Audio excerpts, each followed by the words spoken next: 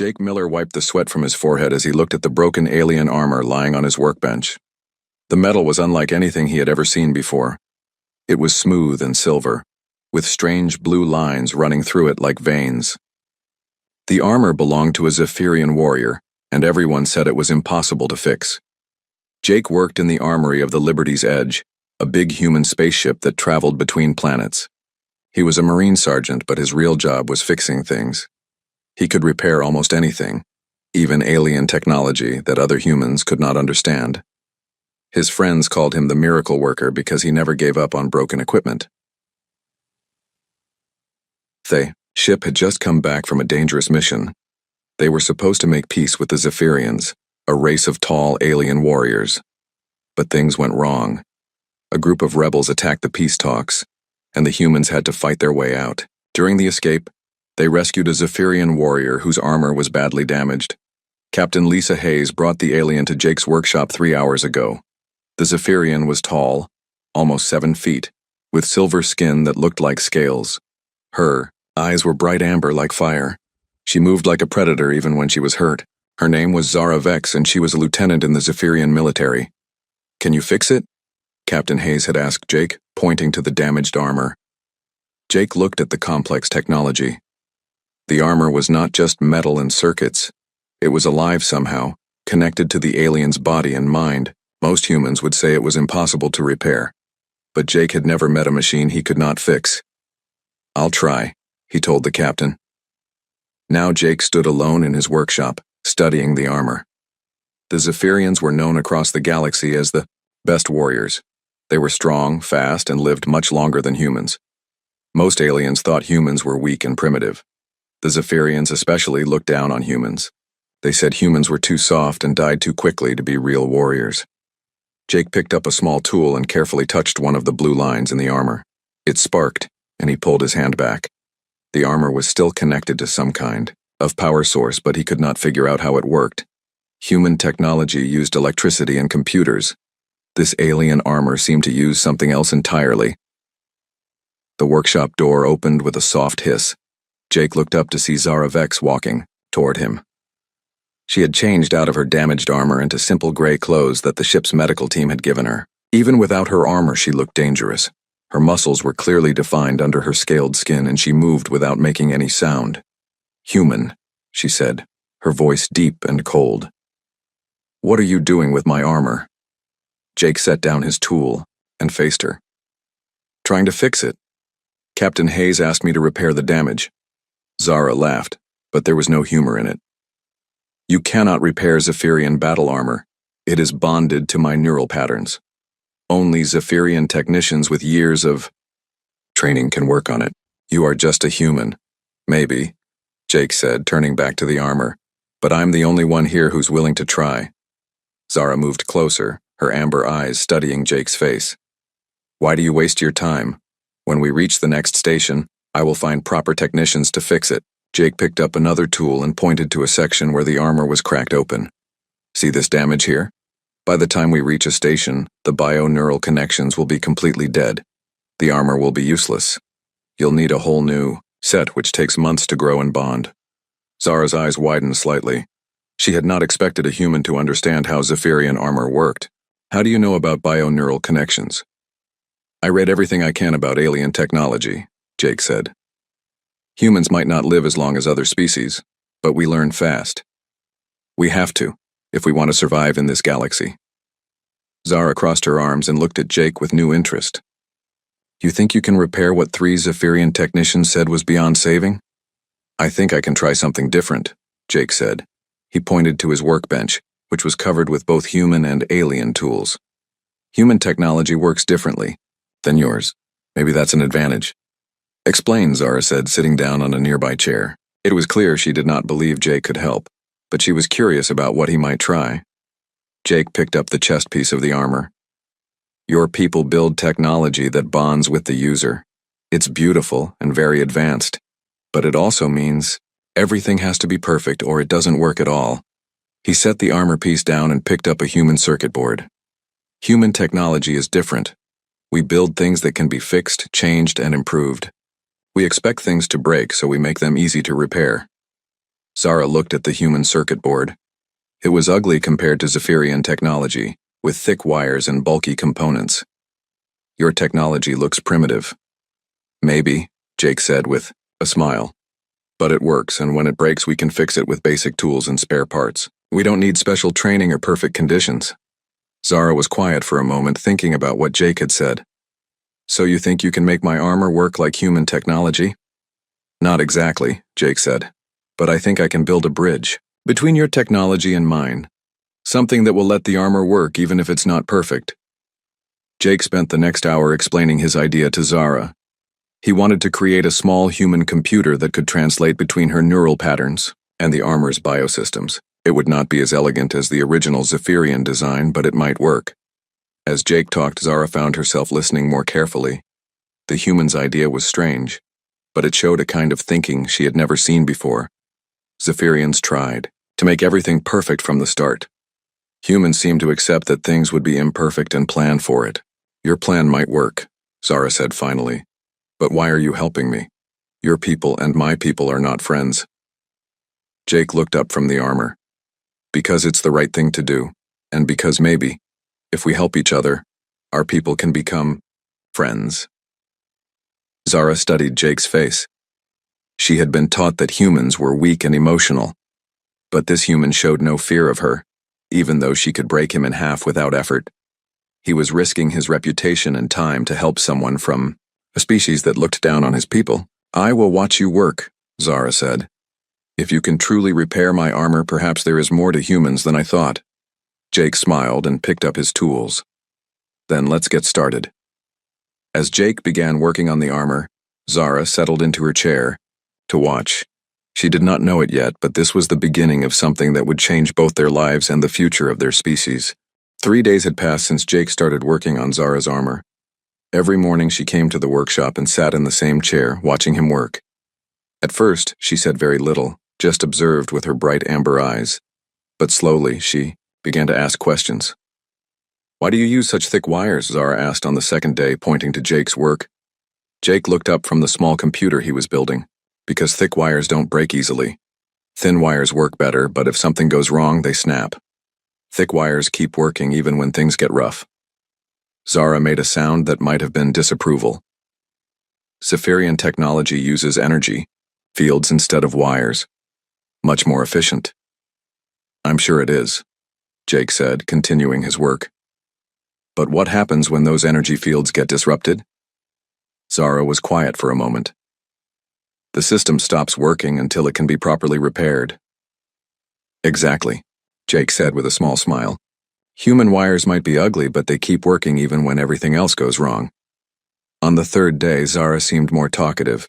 She told Jake about Zephyrian warrior culture, how they trained from childhood to be perfect fighters. She explained that weakness was not tolerated in her society. The strong protected the weak, but the weak were expected to stay out of the way.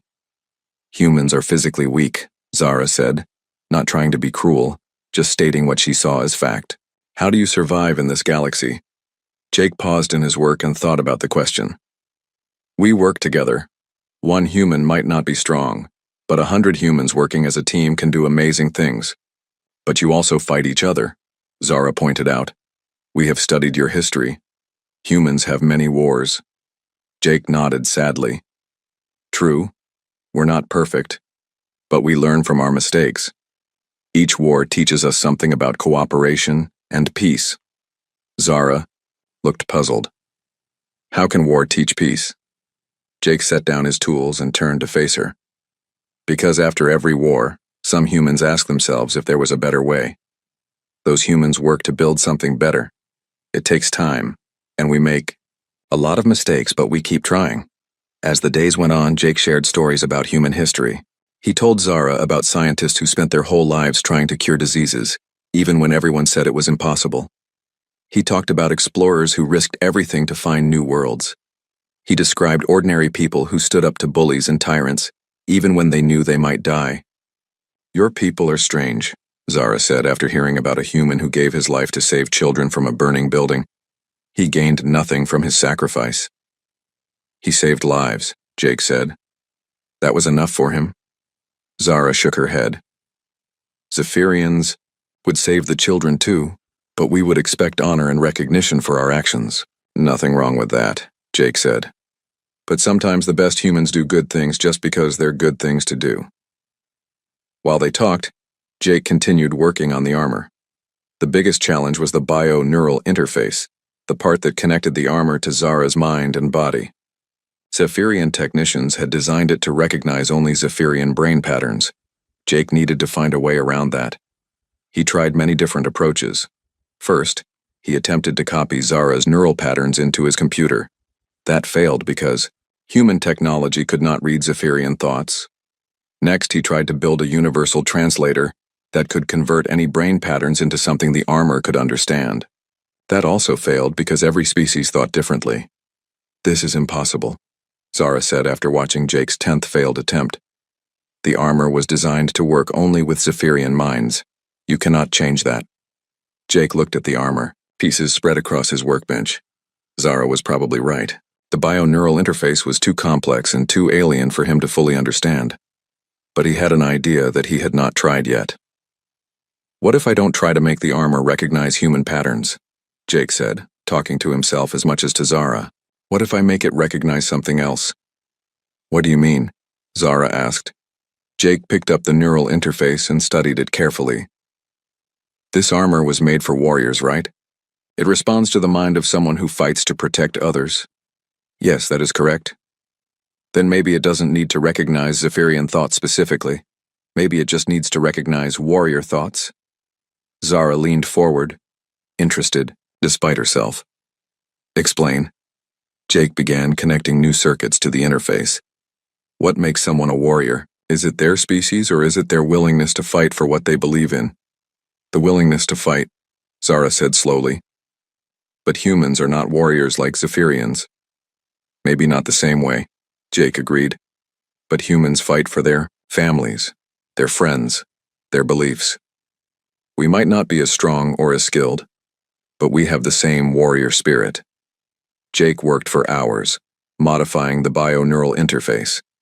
Instead of looking for specific Zephyrian brain patterns, he programmed it to recognize determination, courage, and the desire to protect others. These were feelings that any warrior would have, regardless of their species.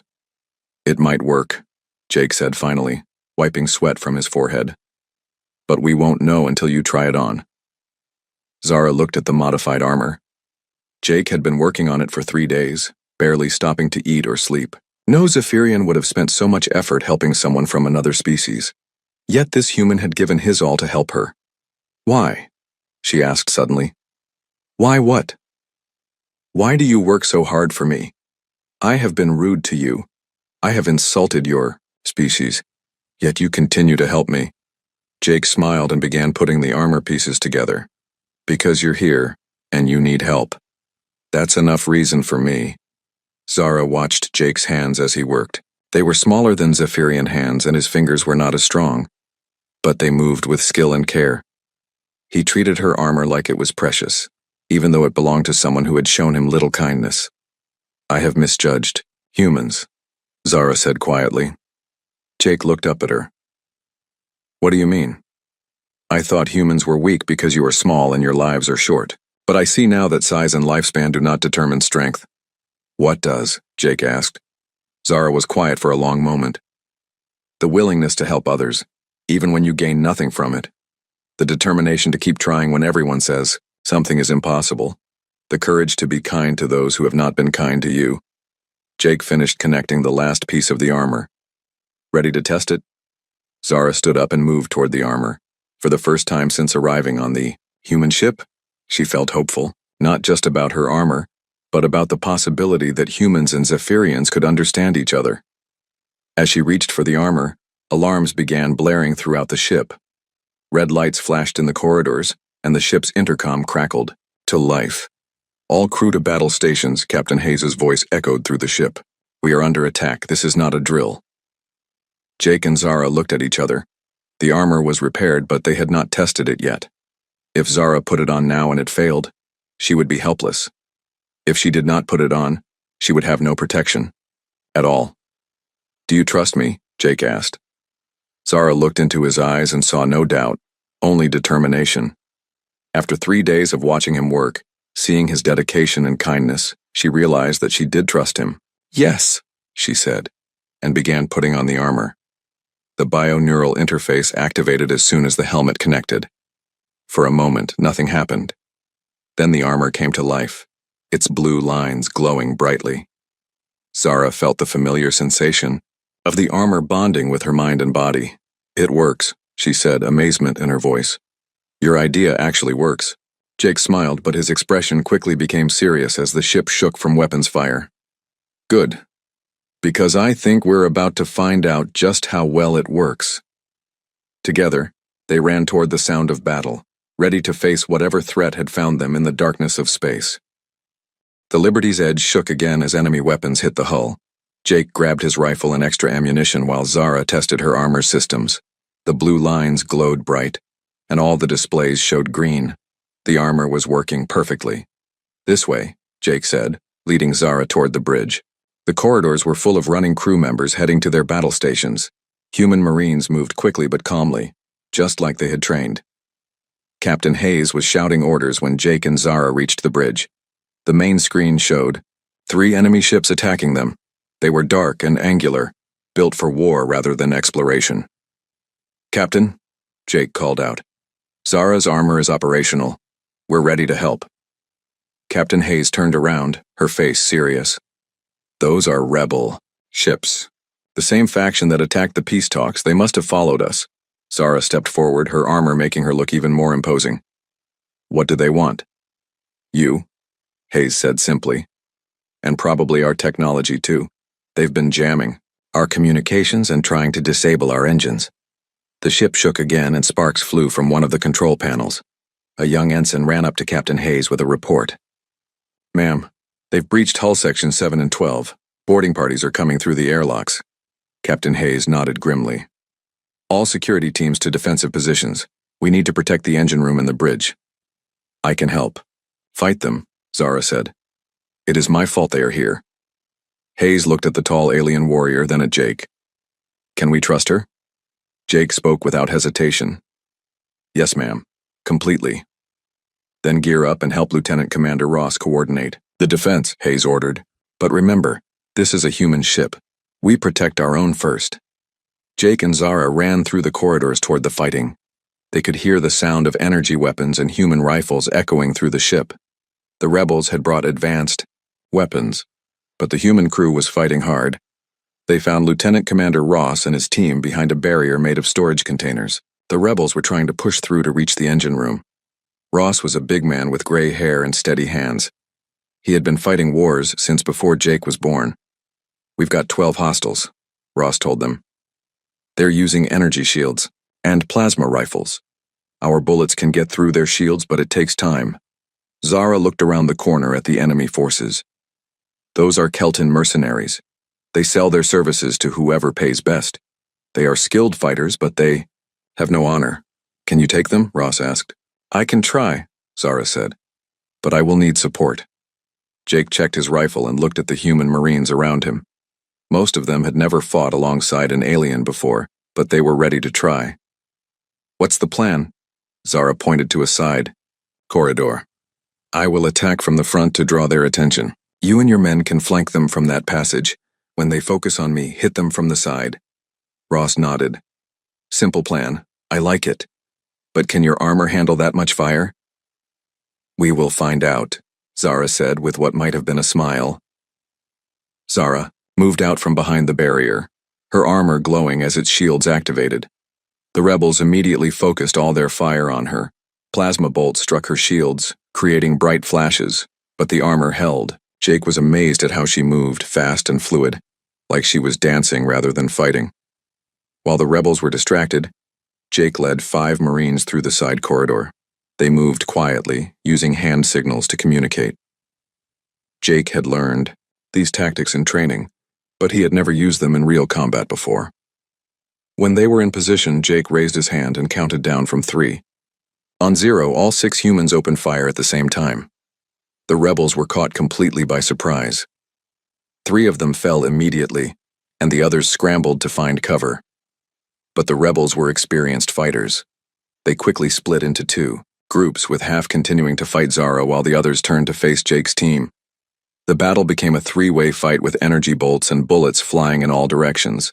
Jake saw one of his Marines get hit by a plasma bolt. The young man cried out and fell behind cover, clutching his shoulder.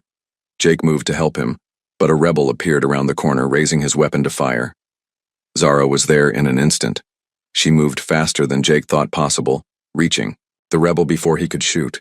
Her armored fist struck him in the chest and the rebel flew backward into the wall. He did not get up. "Thank you," Jake said as Zara helped him drag the wounded Marine to safety. "We are partners now," Zara replied. "Partners protect each other." The battle continued for 10 more minutes. The rebels fought well, but they were outnumbered and surrounded. More human security teams arrived to help, and the rebels finally retreated back to their boarding ships. But as they retreated, Jake heard one of them speaking into a communicator. He was too far away to understand the words, but the tone sounded like someone giving a report. "They got what they came for," Jake said to Zara as they watched the rebel ships withdraw. "What do you mean?" "They weren't really trying to capture you," Jake realized. "They were studying us, learning how humans and Zephyrians fight together." Zara's amber eyes widened as she understood. "They wanted to see if the alliance between our species is real. And now they know it is," Jake said. "That information is worth more to them than capturing either of us." Captain Hayes called all senior staff to the bridge for a debriefing. Jake and Zara were included because they had played important roles in the defense. The ship's doctor reported that they had lost 2 crew members and had 8 wounded, but the rebels had suffered much worse casualties. "The rebels' real target was intelligence," Hayes said after hearing Jake's theory. "They now know that humans and Zephyrians can work together effectively. That information changes the balance of power in this sector." "Why does that matter?" asked one of the young officers. Commander Ross answered. "Because if humans and Zephyrians form an alliance, other species might want to join us. The rebels and their supporters profit from keeping species separate and fighting each other." Zara stepped forward. "Captain Hayes, I request permission to send a message to my government. They need to know what happened here." "Granted," Hayes said, "but be careful what you say. We don't know who might be listening." As the meeting ended, Jake and Zara walked back toward the armory. The armor had performed perfectly during the battle, but Jake wanted to check for any damage. They moved through corridors where repair teams were already working to fix the damage from the attack. "Your armor saved my life," Jake said as they walked. "When that rebel was about to shoot me, you moved faster than I've ever seen anyone move." "The armor amplifies my natural abilities," Zara explained, "but it only works because of your modifications. A normal Zephyrian bio-neural interface would not have responded so quickly to my desire to protect you." Jake stopped walking and looked at her. "Protect me?" Zara also stopped, her amber eyes meeting his. "Yes. During the battle, my strongest thought was keeping you safe. The armor responded to that thought and made me faster and stronger." "But why?" Jake asked. "I'm just a human technician." Zara was quiet for a moment, choosing her words carefully. "You are not just anything, Jake Miller. You are someone who sees possibilities where others see only problems. You are someone who works to help others, even when they do not deserve it. You are someone worth protecting." Jake felt something warm in his chest, a feeling he had not expected. During the battle, he had been focused on protecting Zara and his fellow humans. But now he realized that she had been protecting him too. They had been watching out for each other like true partners. "The armor modifications worked better than I hoped," Jake said finally. "Yes," Zara agreed. "But I think the most important modification was not to the armor." "What do you mean?" Zara smiled, the first real smile Jake had seen from her. "The most important modification was to how I think about humans. You changed my mind about your species, Jake Miller. And that change saved both our lives today." As they reached the armory, Jake realized that everything had changed. The battle had proven that humans and Zephyrians could fight together successfully. But more than that, it had shown that they could trust each other completely. The rebels had wanted to learn about human-Zephyrian cooperation. What they had discovered was that when 2 very different species worked together, they became stronger than either could be alone. It was a lesson that would change the galaxy, But first, it was changing two individuals who had learned to see past their differences. 2 days had passed since the rebel attack. The Liberty's Edge was quiet again, with repair teams working to fix the damage. Jake was back in his armory, checking Zara's armor for any problems from the battle. The armor had performed perfectly, but he wanted to make sure everything was still working right. Zara sat in her usual chair, watching Jake work. She had been quieter than usual since the battle. Sometimes Jake caught her looking at him with an expression he could not understand. It was not the cold look she had given him when they first met. This was something else, something warmer and more confused.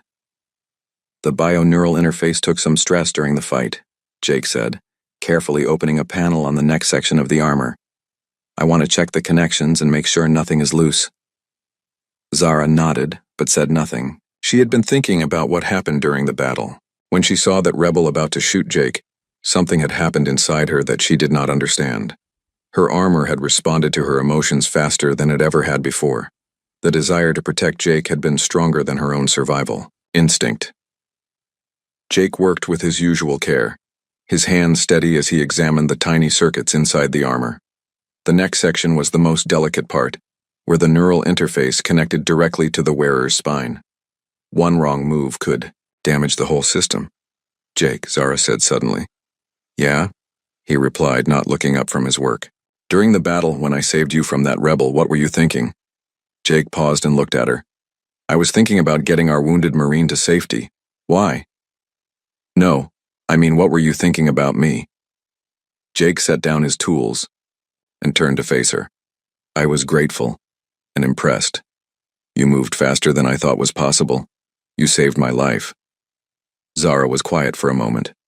In Zephyrian culture, we are taught that emotions make warriors weak. Fear, anger, love, these things are supposed to distract us from our duty. But you weren't distracted during the battle, Jake pointed out. You fought better than ever. Exactly, Zara said, her amber eyes intense. That is what confuses me. When I saw you in danger, I felt something I had never felt before. It was not duty or honor that made me save you. It was something else. Jake went back to working on the armor, but his mind was focused on what Zara had said. He had felt something too during the battle when she had protected him. It was more than gratitude. It was a connection he had never experienced with anyone before. Maybe emotions don't make warriors weak, Jake said softly. Maybe they make warriors fight for something worth fighting for. Zara watched as Jake worked on the neural interface. His touch was gentle but sure. He treated her armor like it was precious, even though it was alien technology he barely understood. She had never seen anyone work with such care and patience. Jake was focused completely on his task. The neural connections were incredibly small, and one mistake could ruin hours of work. He used a tool that was barely bigger than a needle to adjust the bioneural pathways. His concentration was so complete that he seemed unaware of anything else in the room. Zara found herself studying his face as he worked. Humans looked so different from Zephyrians. Their skin was soft instead of scaled, their features smaller and more delicate. Jake's hair was brown and fell across his forehead when he leaned forward. His eyes were blue like deep water. She had been taught that humans were weak because they were small. But watching Jake work, Zara realized that size had nothing to do with strength. Jake's strength was in his mind, his determination, his refusal to give up when things seemed impossible. There, Jake said, finishing his work on a particularly complex connection. That should hold for years. Zara realized she had been staring at him for several minutes. You are very skilled with your hands. Jake smiled without looking up. Practice. I've been fixing things since I was a kid. My father was an engineer too. He taught me that any problem can be solved if you're willing to spend enough time thinking about it. Is he still alive? Zara asked. Jake's expression became sad. No, he died in the colony wars when I was 15. That's when I joined the Marines. Zara felt a strange pain in her chest. Humans had such short lives, and they lost people they loved so young. I am sorry for your loss. Thank you, Jake said. He would have liked this project. He always said that the best technology brings different people together instead of keeping them apart. Jake went back to work on the armor's neck section. The connections there were the most important because they linked directly to the wearer's nervous system. He had to be very careful not to damage the delicate bioneural pathways. As Jake worked, Zara found herself thinking about her own life. Zephyrian warriors were trained from childhood to be independent and strong. They did not form close relationships because those relationships were seen as weaknesses. Zara had lived her whole life following those rules. But watching Jake work so carefully on her armor, seeing how much he cared about helping her, made Zara question everything she had been taught. How could caring about others be a weakness? Jake's desire to help people made him work harder and think more creatively. It made him stronger, not weaker. "Jake?" Zara said softly. He replied, still focused on his work. "What you did for me, repairing my armor when everyone said it was impossible. Why did you do it?" Jake paused in his work and looked up at her. "Because you needed help, and because I thought if I could fix your armor, maybe it would show that our species could work together. And now? After the battle, after seeing how well we fight together, what do you think now?" Jake set down his tools and turned to face her completely. "I think we're just getting started. I think humans and Zephyrians together could do amazing things." Zara stood up from her chair and moved closer to where Jake was working. She could see the concentration in his eyes, the care he took with every small adjustment. "What about us personally? Not our species, but us." Jake looked up at her, and for a moment, neither of them spoke. Zara was standing very close to him, now close enough that he could see the complex patterns in her silver-scaled skin, close enough to see the depth of her amber eyes. "I don't know," Jake said honestly. "I've never met anyone like you before." "I have never met anyone like you either," Zara said quietly. Jake turned back to the armor, trying to focus on his work, but he was very aware of Zara standing so close to him. He could smell her scent, different from human, but not unpleasant. He could hear her breathing, slow and steady. As Jake worked on the final connections in the neck section, Zara watched his face. She could see the small lines around his eyes from concentration, the way his lips pressed together when he was thinking hard. She had never noticed such details about anyone before.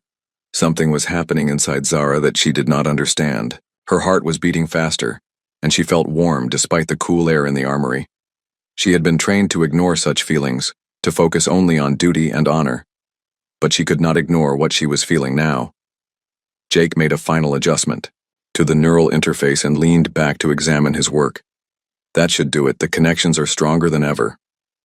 As he spoke, Zara leaned forward. Without thinking, without planning, she pressed her lips gently against the side of Jake's neck. It was a soft kiss, tender and warm. Jake froze, his tools still in his hands. He had not expected this. He had not even known it was possible. Zara was an alien warrior from a species that looked down on humans. But the kiss was real, and it sent warmth through his entire body. Zara pulled back, her amber eyes wide with surprise at her own actions. She had never done anything like that before. In Zephyrian culture, such displays of affection were rare and private. But something about Jake, about this moment, had made her act without thinking. Zara started to speak, then stopped. She did not know what to say. Jake set down his tools and turned to face her. "Zara." "I should not have done that," Zara said, stepping back. "It was inappropriate. You are human, and I am Zephyrian. We are too different." Jake stood up and moved closer to her. "Are we? After everything we've been through together, are we really that different?" Zara looked into his blue eyes and saw no fear, no disgust, no rejection. She saw warmth and acceptance and something else that made her heart beat even faster. "What are we doing, Jake?" she asked softly. Jake reached out and gently touched her hand. Her skin was warm despite its scaled appearance. "I think we're discovering that the galaxy is bigger and more wonderful than either of us imagined." Zara looked down at their joined hands, human and Zephyrian, so different but fitting together perfectly. "My people would not understand." "Mine might not either," Jake said. "But maybe understanding will come later. Maybe the important thing is that we understand each other." Zara smiled, and this time it was not the careful smile of a diplomat or the fierce grin of a warrior. It was the smile of someone who had found something precious and unexpected. "The armor is ready," Jake said, though neither of them moved to Put it away?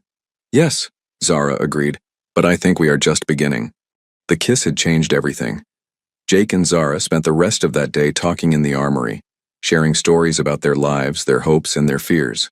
For the first time, they spoke not as representatives of their species, but as two individuals who had found something special together. Jake told Zara about growing up on a human colony world, where his father had taught him to see beauty in broken things that could be repaired. Zara shared stories of her warrior training, and how she had always felt different from other Zephyrians because she asked too many questions. I was told that good warriors do not question orders, Zara said. But I always wondered why we could not work with other species instead of fighting them. And now you know, Jake said with a smile.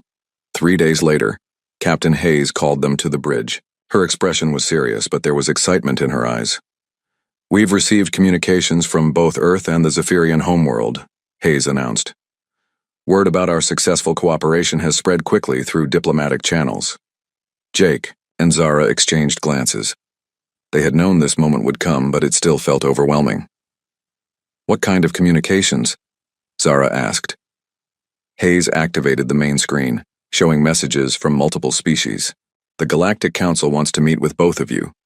7 different species have expressed interest in forming alliances with humanity, and the Zephyrian government wants to study Jake's modifications to your armor.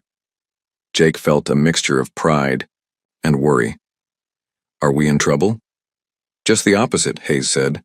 You've proven that different species can work together effectively. That's changed everything. But it's also made you both very important people. And important people have enemies.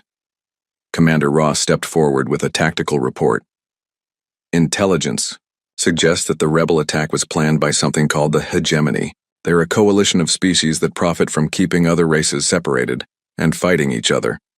They see human-Zephyrian cooperation as a threat to their power, Hayes continued. The attack on our ship was just the beginning. They'll try to stop other species from forming alliances. Zara's armor was stored nearby, and Jake could see the modifications he had made glowing softly. What do we do? Hayes smiled. We do what humans do best. We adapt, we innovate, and we prove that cooperation is stronger than division. The captain activated another screen showing a star map. We're setting course for Earth. The human government wants to establish a formal alliance with the Zephyrian coalition, and they want Jake to head a new program developing joint species technology. Jake felt overwhelmed. I'm just a Marine sergeant. I fix things. You do more than that, Zara said, touching his arm. You bring different worlds together. Hayes looked at both of them carefully. There's something else. Zara, your government has offered you a choice. You can return to Zephyrian space as a hero, or you can stay with the human fleet as a technical advisor. Zara was quiet for a long moment. Jake held his breath, waiting for her answer.